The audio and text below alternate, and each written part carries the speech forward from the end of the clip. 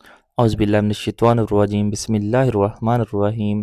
فرعون کہنے لگا، موسیٰ علیہ السلام نے میری بیوی کو بہکا لیا ہے، آج میں اس عورت کو مار ڈالوں گا۔ چنانچہ اس نے کہا، سب سے پہلے اس عورت کے جسم سے لباس اتار دیا جائے۔ فرعون نے اس کے جسم سے لباس اتروا دیا اور اپنے درباریوں سے کہا کہ سب ایک ایک کر کے اس میری بیوی آسیہ سے ہم بستری۔ بسم اللہ الرحمن الرحیم۔ ناظرین، آج ہم بات کریں گے اس بدبخت فرعون کی جس کا ذکر قرآن پاک میں آتا ہے، وہی فرعون جو حضرت موسیٰ علیہ السلام کے زمانے میں پایا گیا تھا۔ فرعون کا تعلق قبلۂ قبطیہ سے تھا اور کہا جاتا ہے کہ اس کی عمر 400 سال تھی۔ ان 400 سالوں میں نہ وہ کبھی بیمار ہوا، نہ اس کے سر میں درد، نہ اس کے کسی دشمن اس پر غالب آ سکا۔ اس کا چہرہ تانبے کی طرح چمکتا تھا، اسی وجہ سے یہودی اسے قبوس کہا کرتے تھے۔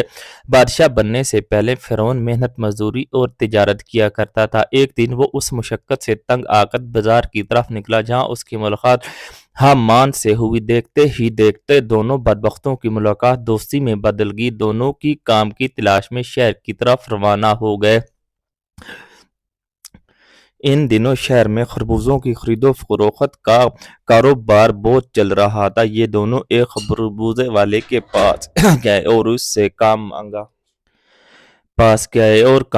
خربوزے والے نے کہا، میرے خربوزے لے کر بازار میں جا کر فروخت کرو، جب یہ مال بیچ لوگے تو میں تمہیں کھانے کے لیے کچھ دے دوں گا۔ یہ بات سن کر فرعون نے حامان سے کہا، تم یہیں ٹھہرو، میں خربوزے لے کر بیچ آتا ہوں۔ چنانچہ ایسا ہی ہوا۔ فرعون نے خربوزے لے کر شہر کی طرف چلا گیا۔ جب وہ وہاں پہنچا تو دکانداروں نے خربوزے خریدنے کی بات کی، مگر دکانداروں نے کہا، تم تو سودا ادھار پر خریدتے ہو اور فروخت کے بعد اس کی رقم ادا کرتے ہو، اور یہاں کا یہی دستور ہے۔ ناظرین، دکاندار کی یہ بات سن کر فرعون کچھ دیر کے لیے خاموش ہو گیا، پھر اسی وعدے پر وہ خربوزے فروخت کر کے واپس آ گیا۔ واپسی پر اسی نے خربوزے کے مالک سے کہا، مجھے یہ کام اچھا نہیں لگتا۔ یہ کہہ کر فرعون وہاں سے چلا گیا۔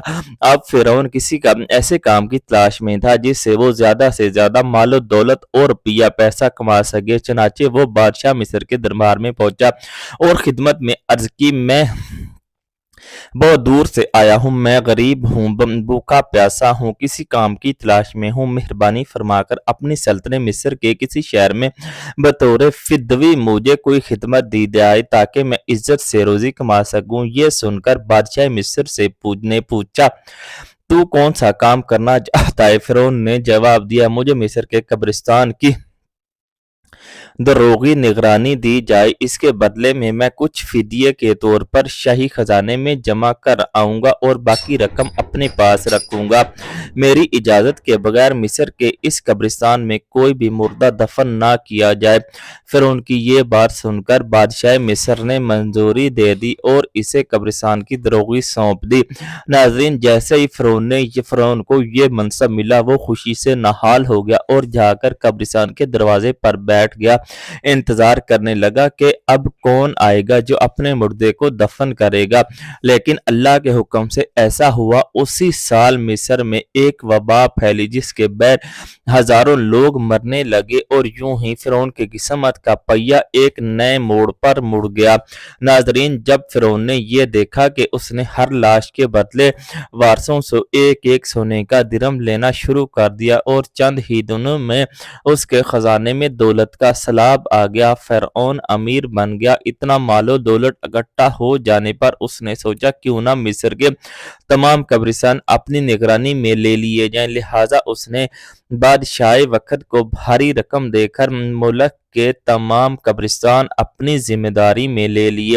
فرعون کی اس حرکت سے شاہی خزانے میں بھی پیسہ پہنچا، جس پر بادشاہ مصر خوش ہوا اور فرعون کو بے حد پیار و عزت دینے لگا۔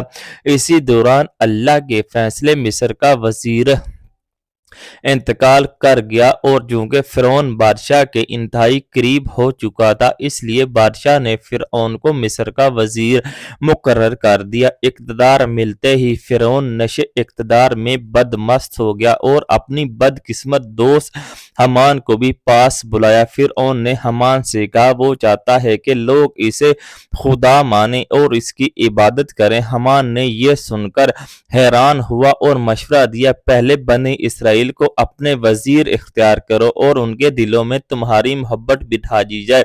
حمان کے کہنے پر فرعون پوچھنے لگا یہ سب کرنے کے لیے آخر کیا کیا جائے؟ یہ لوگ کس طرح مجھے اپنا خدا تسلیم کریں گے؟ ناظرین، اس زمانے میں مصر کے تمام لوگ حضرت یوسف علیہ السلام اور حضرت یعقوب علیہ السلام کے دین پر قائم تھے اور یہ ممکن نہیں لگتا تھا کہ وہ اپنے دین کو چھوڑ کر فرعون کو خدا مان لیں۔ اس پر فرعون نے اپنی بدقسمت دوست حمان سے کہا کوئی ایسی تدبیر نکالو جس سے لوگ میرا خوف و رعب دل میں بٹھا لیں اور مجھے خدا تسلیم کر لیں۔ حمان کچھ دیر سوچتا رہا اور پھر ایک چلاک منصوبہ پیش کیا۔ اس نے کہا ہم بادشاہ مصر سے عرض کرتے ہیں میں چاہتا ہوں مصر کے تمام لوگوں کی خواہش مفت میں پوری کی جائے اور ان کے تمام اخراجات خود ادا کروں گا تاکہ عوام خوش ہو جائے اور سب کے دلوں میں تمہاری طرف مائل ہو جائیں۔ یہ سن کر بادشاہ مصر راضی ہو گیا اور 1 سال کے لیے اعلان کر دیا پورے مصر میں تمام لوگوں کو رعایت حاصل ہے، جو چاہے جو چیز چاہے مفت حاصل کر سکتا ہے۔ فرعون نے 1 سال کے تمام اخراجات کی رقم حمان کے ہاتھوں شاہی خزانے میں جمع کروا دی۔ پھر مصر بھر میں اعلان ہوا اس سال خزانہ رعایتوں پر دستیاب ہے۔ تمام اخراجات کی رقم ہم نے بادشاہ مصر کے خزانے میں جمع کرا دی ہے اور مزید 2 سال کے لیے معافی کی درخواست بھی منظور ہوگی۔ یہ سن کر مصر کے لوگ خوشی سے نہال ہو گئے اور فرعون کے گن گانے لگے اور اسی ترقی و عزت کے لیے دعائیں کرنے لگے۔ عوام فرعون سے متاثر ہو گئی، جبکہ چند ہی دنوں بعد اللہ کے حکم سے بادشاہ مصر اپنی موت آب امر گیا اور اس کا کوئی وارث بھی نہ تھا جو تخت نشین سنبھالتا۔ یوں ہی تقدیر نے ایک نیا موڑ لیا۔ ناظرین، اسی طرح مصر کے بادشاہ کی تدفین کے بعد 3 دن تک سوگ منایا گیا اور چوتھے روز مصر کے تمام لوگ دربار شاہی میں حاضر ہوئے اور بحث کرنے لگے بادشاہ کے تخت پر کس کو بٹھایا جائے کیونکہ ملک کا بادشاہ کے بغیر نہیں چل سکتا۔ چنانچہ اس وقت مصر کے لوگوں نے فرعون کی وہ نوکی یاد رکھی کہ اسے 3 برس کا خزانہ عوام پر معاف کر رکھا تھا اور ان کے اخراجات اپنے خرچے سے بادشاہی خزانے میں جمع کروائے تھے۔ اس لیے مصر کے تمام لوگ فرعون کے اس احسان سے بہت خوش تھے۔ فرعون کی یہ خیر خواہی دیکھ کر عوام نے اس بدبخت فرعون کو تخت بادشاہی پر بٹھایا اور یوں فرعون مصر کا بادشاہ بن گیا۔ فرعون کے تخت پر بیٹھتے ہی اس نے اپنے دوست حمان کو مصر کا وزیر مقرر کر دیا۔ فوراً ہی حمان سے کہا کہ اب پورے مصر میں ہماری بادشاہی قائم ہے، اب جو چاہے کر سکتے ہیں۔ فرعون نے حمان سے کہا کوئی ایسی تدبیر نکالو جس سے مصر کے تمام لوگ مجھے اپنا خدا ماننے لگے اور میری عبادت کریں۔ حمان نے بدبختانہ مشورہ دیا جتنے بھی علماء دین تدریس کر رہے ہیں ان سب کی تدریس بند کر دی جائے اور ان لوگوں کے درمیان دین حق کی تبلیغ کا سلسلہ مٹایا جائے تاکہ لوگوں کا ایسا اپنے دین سے دور کیا جائے اور آئندہ نسل دین سے لا علم اور جہل پیدا ہو۔ ناظرین، چنانچہ حمان کی یہ بات سن کر فرعون نے فوراً حکم جاری کر دیا کہ مصر میں کوئی بھی شخص تدریس نہیں کرے گا ورنہ اسے قتل کر دیا جائے گا۔ فرعون کے اس ظالمانہ حکم کے بعد پورے مصر میں تعلیم و تدریس کا سلسلہ ختم ہو گیا۔ لوگوں نے پڑھنا لکھنا چھوڑ دیا اور علم کا نور مادن پڑ گیا۔ وقت گزرتا گیا اور رفتہ رفتہ تمام لوگ جاہل اور نادان بن گئے، یہاں تک کہ وہ اپنے حقیقی خدا اللہ تعالیٰ کو بھی بھول بیٹھے۔ مصر کے لوگ اس قدر جاہل ہو گئے کہ جانوروں کی طرح زندگی گزارنے لگے۔ اسی دوران فرعون نے ایک اور حکم جاری کیا کہ مصر کے تمام لوگ اپنے گھروں میں بت بنائیں اور انہیں سجدہ کریں اور ان کی پوجا کریں۔ فرعون کا یہ حکم پاتے ہی ایک بہت بڑی قوم بت پرستی شروع کر دی اور دیکھتے ہی دیکھتے یہ شرک و گمراہی پورے ملک میں پھیل گئے۔ 20 برس تک لوگ بتوں کی پوجا کرتے رہے۔ پھر ایک دن فرعون نے مصر میں ایک اعلان کروایا اور لوگوں سے کہا، میں ہوں تمہارا سب سے بڑا رب۔ نعوذ باللہ۔ ناظرین، قرآن پاک میں بھی فرعون کے انہی گستاخانہ الفاظ کا ذکر موجود ہے۔ اسی طرح کئی سالوں تک مصر کے لوگ شرک میں مبتلا رہے، یہاں تک کہ جب ان لوگوں کے دلوں پر توحید کا چراغ بجھ گیا تو فرعون نے ایک نیا ظالمانہ حکم جاری کیا، حکم دیا کہ اب اپنے گھروں کے تمام بت توڑ کر اور صرف مجھے خدا مان کر میری عبادت کرو۔ چنانچہ فرعون کا یہ حکم سنتے ہی لوگوں نے اپنے بت توڑ ڈالے اور فرعون کی پوجا کر دی۔ اب مصر کی قومیں فرعون کو رب ماننے لگی، مگر یاد رہے قطبی قوم کے علاوہ کوئی اور قوم فرعون کو خدا نہ مانتی تھی۔ ناظرین، قطبی قوم وہ واحد قوم تھی جو فرعون کو اپنا خدا مانتی تھی۔ باقی تمام لوگ اللہ کی وحدانیت پر یقین رکھتے تھے اور صرف اللہ تعالیٰ کو اپنا رب مانتے تھے۔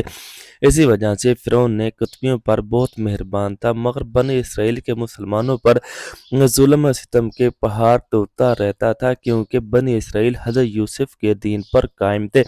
فرعون طریق کا وہ بدبخت بادشاہ تھا جس نے خدائی دعویٰ کیا اور ظلم و تکبر میں ایسی مثال قائم کی جس طریق کو خوراک بڑے پڑے ہیں۔ اس نے بنی اسرائیل کو غلام بنا کر ان پر بے شمار مظالم ڈھائے، اپنی باندیوں کو ستایا، اپنی نیک بیوی حضرت آسیہ پر بھی ظلم کے پہاڑ توڑ کر آخرکار انہیں شہید کر ڈالا۔ مگر ناظرین، اللہ نے اس کے ظلم اور تکبر کا انجام ایسا عبرتناک بنایا کہ وہ اپنے لشکر سمیت دریا نیل میں غرق کر دیا گیا، اس کی سلطنت نیست و نابود کر دی گئی، اس کے محلات زمین بوس کر دیے گئے اور اسے قیامت تک کے لیے عبرت کا نشان بنا دیا گیا، تاکہ دنیا جان لے تکبر کا انجام صرف بربادی ہے، کیونکہ تکبر صرف اللہ کی شان ہے۔ فرعون کے محل میں ایک عورت تھی جو اس کی بیٹیوں کو بال سنوارا کرتی تھی۔ ایک دن جب وہ فرعون کی بیٹی کے بال بنا رہی تھی، اچانک اس کے ہاتھ سے کنگھی نیچے گر گئی۔ جب وہ جھک کر کنگھی اٹھانے لگی، بے اختیاری اس کی زبان سے اللہ کا نام نکل گیا۔ فرعون کی بیٹی فوراً چونک گئی اور بولی، یہ کیا تم میرے والد کو خدا نہیں مانتی؟ اس نیک باندی نے پورے ایمان کے ساتھ جواب دیا، ہرگز نہیں، میرا خدا وہ ہے جو حضرت موسیٰ علیہ السلام کا پروردگار ہے۔ ناظرین، جب لڑکی نے دو ٹوک جواب دیا، وہ اٹھ کر اپنے باپ کے پاس گئی اور کہنے لگی، آپ کے محل میں رہنے والی یہ عورت آپ کو خدا نہیں مانتی۔ بیٹی کی بات سن کر فرعون غصے میں آ گیا اور کہنے لگا، میں دربار میں جا کر اس عورت کو ایسی سزا دوں گا، یا تو وہ موسیٰ علیہ السلام کو رب کو ماننا چھوڑے گی یا پھر اپنی جان دے دے گی۔ جب فرعون دربار میں پہنچا تو اس نے اس عورت کو بلوایا اور کہا، دیکھو تم موسیٰ علیہ السلام کو اللہ کہنا چھوڑ دو۔ وہ کہنے لگی، ہرگز نہیں۔ فرعون نے اسے سخت ڈرایا دھمکایا، مگر وہ کہنے لگی، اب تم جو کر سکتے ہو کر لو، میں پیچھے نہیں ہٹوں گی۔ اس کا یہ دلیرانہ جواب سن کر فرعون نے اپنے غرور کا مسئلہ بنایا، چنانچہ حکم دیا اسے زمین میں لٹکا دیا جائے۔ پھر حکم ہوا اس کے دونوں ہاتھ کاٹ دیے اور پیروں میں کیلیں گاڑی جائیں تاکہ وہ حرکت نہ کر سکے۔ اسی دوران وزیر آیا اور بولا، اس کی ایک دودھ پیتی چھوٹی بچی ہے، اگر اس کی بیٹی کو اسی کے سامنے قتل کر دو، وہ ماں مجبوراً آپ کو بات مان جائے گی۔ اس کے بعد فرعون نے وہ دودھ پیتی بچی کو بھی بلوایا، اسے ماں کے سینے پر بٹھایا اور کہا، میں تمہاری بچی کو تمہارے سامنے قتل کر دوں گا۔ باندی نے فرعون کو اس کی بڑی دھمکی کے باوجود کہا، میرا دل بھی اطمینان اتنا بھر چکا ہے کہ میں اپنی آنکھوں سے اپنی بچی کو خون میں لپٹا دیکھ سکتی ہوں، مگر اپنے ایمان کا خون نہیں کر سکتی۔ नाज़रीन चुनाचे बांदी के सीने पारी उसकी मासूम बच्ची की गर्दन काट दी गई। जब वो बच्ची ठंडी हो गई तो फ़िरौन कहने लगा, अब हम तुम्हें भी कत्ल कर डालेंगे। वो कहने लगी, जो मर्ज़ी चाहे कर लो, मैं अपने ईमान से पीछे नहीं हटूंगी। आखिरकार उस ज़ालिम ने उस बहादुर औरत को भी शहीद कर दिया। इसके बाद जब फ़िरौन हज़रत मशाता को शहीद करवा कर अपने महल पहुंचा तो अपनी बीवी हज़रत आसिया से कहने लगा, आज मैंने एक औरत को इबरतनाक सजा दी। उसकी बीवी ने कहा, तेरे लिए हलाकत हो, तूने एक मासूम बच्ची की जान ले ली और एक बेगुनाह औरत का कत्ल कर दिया। फ़िरौन कहने लगा, मैंने उसे इसलिए इबरतनाक सजा दी, वो मुझे खुदा नहीं मानती थी। ये सुनकर हज़रत आसिया रज़ियल्लाहु अन्हा ने फरमाया, खुदा तो भी तुझे नहीं मानती बल्कि तू एक आम इंसान है। फ़िरौन ये सुनकर हैरान रह गया क्योंकि हज़रत आसिया रज़ियल्लाहु अन्हा से बहुत मोहब्बत थी। अल्लाह ताला ने उन्हें बेपनाह हुस्न जमाल अता फरमाया और फ़िरौन ने अपनी तमाम औरतों में से चुनकर अपनी बीवी बनाया था। वो उनसे बेहद मोहब्बत करता था। चुनांचे फ़िरौन ने कहा, ये तुम कैसी बातें करती हो? वो कहने लगी, मैं बिल्कुल ठीक कह रही हूँ, तू झूठा है। परवरदिगार तो वही है जिसका पैगाम लेकर हज़रत मूसा अलैहिस्सलाम तशरीफ़ लाए हैं। फ़िरौन ने ये बात सुनी और गुस्से में आ गया और कहने लगा, मैं तुम्हारे साथ भी वही सलूक करूँगा जो मुशाता के साथ किया था। हज़रत आसिया रज़ियल्लाहु ताला अन्हा ने निहायत इत्मीनान से जवाब दिया, जो चाहे कर लो, मेरे साथ मेरा परवरदिगार है। मैंने फैसला कर लिया है, मैं अपने रब को कभी नहीं छोड़ूंगी। नाज़रीन फ़िरौन ने ये बातें सुनी और फिर दरबार में आया और लोगों को जमा करके कहने लगा, देखो ये कितनी बड़ी साजिश है। मूसा अलैहिस्सलाम ने मेरी बीवी को भी बहका लिया है। आज मैं इसे या तो मार दूंगा या फिर अपनी बात से हट जाएगी। चुनाचे इसने हज़रत आसिया रज़ियल्लाहु ताला अन्हा को गिरफ्तार करवाया। उस वक़्त था जब महल में इज़्ज़त की मालकिन थी। उनके इशारे पर नौकर दौड़ते फिरते और लोग एहतराम उनकी आंखें उठाकर भी नहीं देखते थे और आज वो फ़िरौन के दरमियान में मुलज़म की तरह खड़ी है, सिर्फ़ अल्लाह की मोहब्बत में साबित कदम है। फिर फ़िरौन ने हज़रत आसिया से कहा, तुम इतने आलीशान महल में रहती हो, इतनी नेमतों में पली हो, मैंने तुम्हें अपनी महबूबा बनाया मगर मैं सब कुछ तुमसे छीन लूँगा। बेहतर है तुम अभी बाज आ जाओ और मुझे खुदा मान लो। हज़रत आसिया अन्हा ने फरमाया, मैंने अमान कबूल कर लिया है, इसलिए मैं अपनी बात से पीछे नहीं हटूंगी। इसलिए फ़िरौन ने फैसला कर लिया है कि वो उन्हें भी सज़ा देगा। सबसे पहले उसने उन्हें रसवा करने का हुक्म दिया और कहा, इनका लिबास उतारा जाए। सोचने की बात यह है कि मर्द को भी जब लोगों के सामने बेलिबास करने की बात बताई जाए तो इससे किस कदर शर्म आती है। वो चाहता है कि ज़मीन उसके नीचे फट जाए और औरत के अंदर शर्म और हया का हाल कितना शदीद होता है। फ़िरौन ने जब हज़रत आसिया का लिबास उतराया न और उसे शर्मनाक सूरत हाल की नज़र हो गई। नाज़रीन इससे अंदाज़ा लगा सकते हैं वो किस अज़ाब तहकीर का शिकार हुई। नाज़रीन एक तरफ ईमान था और दूसरी तरफ इम्तिहान, मगर हज़रत आसिया रज़ियल्लाहु ताला अन्हा डटी रही। फ़िरौन ने कहा, अच्छा अगर आप भी नहीं मानती तो मुझे ऐसा अजाब दूंगा जो किसी ने ना दिया हो। चुनाचे उसने हुक्म दिया, इसका मुंह मेरे महल की तरफ करके लटका दो ताकि आखिरी वक्त में भी इसकी निगाहें मेरे महल पर रहें और सोची रहे कि जिन नेमतों को ठुकरा कर मर रही हों वो कितनी कीमती थी। चुनाचे उन्हें फ़िरौन के हुक्म के मुताबिक लटकाया गया। उसके हाथों और पैरों में लोहे की कीलें गाड़ी गई ताकि वो हरकत ना कर सके। इसके बाद फ़िरौन ने कहा, लोगों इसके जिस्म से खाल उतार दो। नाज़रीन वो ज़ालिम औरत के नाजुक बदन से जिंदा खाल उतरवा रहा था मगर हज़रत आसिया रज़ियल्लाहु ताला अन्हा सब्र व इस्तिकामत की चट्टान बनकर सब कुछ बर्दाश्त कर रही थी। उन्हें अल्लाह के नाम पर तकलीफ दी जा रही थी, उनके जिस्म से खाल अलग कर दी गई मगर अल्लाह की शान कि वो अब भी जिंदा थी। अगरचे उसका जिस्म जख्मों से चूर चूर हो चुका था मगर फ़िरौन का दिल फिर भी ठंडा ना हुआ। उसने कहा, मर्चें लाओ, इसके जिस्म पर छिड़क दो। جب مرچیں اس کے زخم پر ڈالی گئی تو وہ مچھلی کی طرح تڑپنے لگی۔ اسی اذیت کے عالم میں انہوں نے اللہ تعالیٰ کے حضور دعا مانگی، اے میرے رب، فرعون کا میرے محل میرے سامنے ہے اور وہ کہتا ہے ہم نے تمہیں اس محل سے نکال دیا، اب تم اب کہیں اور واپس نہیں آؤ گی۔ اے اللہ، مجھے اس محل کے بدلے جنت میں تیرے پاس ایک گھر عطا فرما اور مجھے فرعون اور اس کے عمل سے نجات دلائے۔ ناظرین، اللہ تعالیٰ نے اس حالت میں انہیں شہادت کا درجہ عطا فرمایا اور جنت میں حضور اکرم صلی اللہ علیہ وآلہ وسلم کی زوجہ محترمہ کا درجہ دے کر ان کی قربانی کو امر کر دیا۔ ناظرین، ماضی کے ان پاک باز لوگوں نے ایمان بچانے کے لیے کیسی کیسی قربانیاں دی، ظلم کے پہاڑ سہ لیے مگر ایمان کا سودا نہ کیا، ہر باطل طاقت سے ٹکرا گئے مگر اللہ کو ناراض نہ کیا۔